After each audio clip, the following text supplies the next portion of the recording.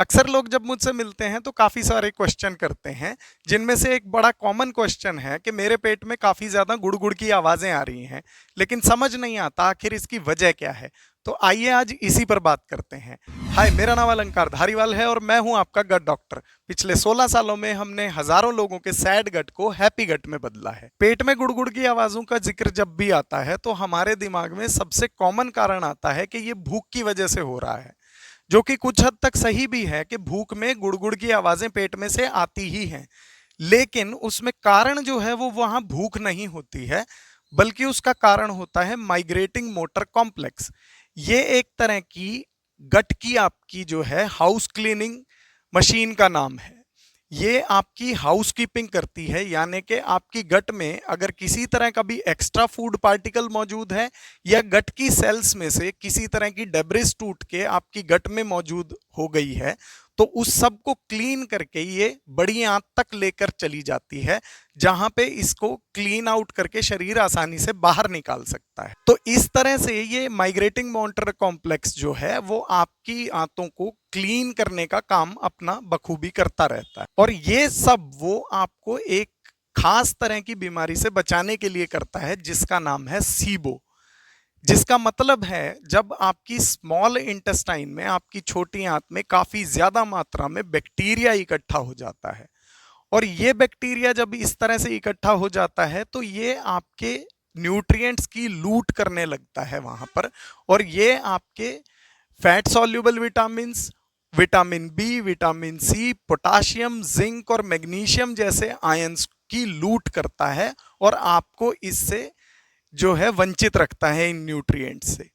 साथ ही ये क्या करता है कि जब भी आप खाना खाते हैं तो ये बैक्टीरियाज उसमें किसी भी तरह का जब फाइबर मौजूद होता है, जैसे आपने कोई भी वेजिटेबल सलाद या फिर फ्रूट या फिर आपने कोई भी प्रोबायोटिक जैसे दही या साउरक्राउट जैसी चीज़ें जब आपने खाई होती हैं या अचार खाया होता है, तो उससे ये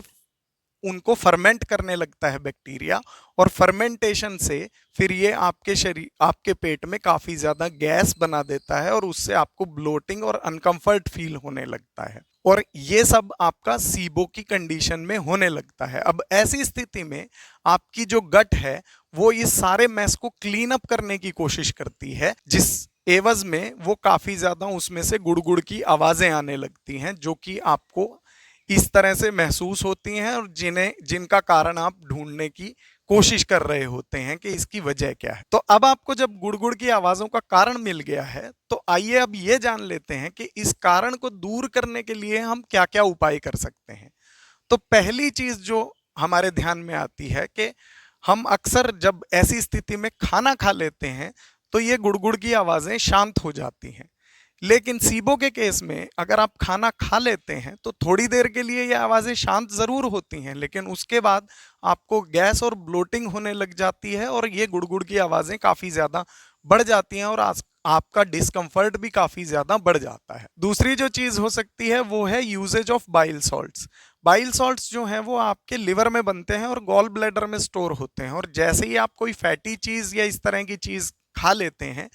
तब जो है बाइल जो है वो जूस के रूप में आपकी आंतों में छोड़ा जाता है, जिसमें काफ़ी ज़्यादा मात्रा में बाइल सॉल्ट्स होते हैं। बाइल बेसिकली एक तरह का डिटर्जेंट या सोपी सब्सटेंस है। वो जो है, जैसे और सोप एंटीबैक्टीरियल होते हैं हमारे यहाँ पे डिटर्जेंट, इसी तरह से बाइल भी एक तरह से एंटीबैक्टीरियल होता है, और ये आपकी छोटी आंत में घूमता रहता है, और घूमकर ये बड़ी आंत तक जाता है। बड़ी आंत तक पहुंचते पहुंचते इसकी बहुत थोड़ी मात्रा रह जाती है, बाकी की मात्रा जो है वो आपकी स्मॉल इंटेस्टाइन में ही वापस रीअब्जॉर्ब होके, रिसाइकल होके वापस लीवर तक पहुंच जाती है। तो ये देखा गया है कि सीबो की कंडीशन में काफी कम मात्रा में बाइल जो है जूस आपकी आंतों में मौजूद रहता है।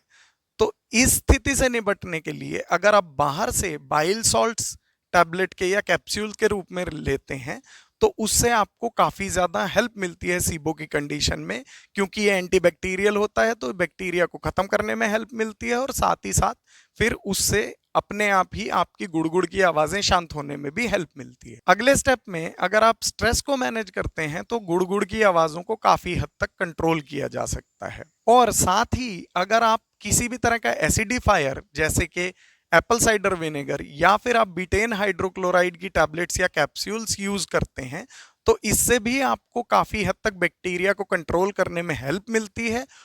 जिससे आपको सीबो को कंट्रोल करने में भी हेल्प होती है। माइग्रेटिंग मोटर कॉम्प्लेक्स के बारे में एक इंटरेस्टिंग बात यह है कि खाना खाने के बाद जो है लगभग 90 मिनट से लेकर 3 घंटे तक इसको स्टार्ट होने के लिए लगते हैं। तो अगर आप ऐसी स्थिति में बार बार खाना खाते रहते हैं, हर 2-3 घंटे पे कुछ ना कुछ स्नैक्स या कोई चीज खाने के लिए लेते रहते हैं, तो ये हाउसकीपिंग जॉब जो है गट कर ही नहीं पाती है। तो ऐसी स्थिति में अगर आप इंटरमिटेंट फास्टिंग का सहारा लेते हैं तो ये आपके लिए काफी ज्यादा बेनिफिशियल साबित हो सकता है, क्योंकि इससे आपकी गट को एम्पल टाइम मिल जाता है जिससे वो अपनी ये कॉम्प्लेक्स को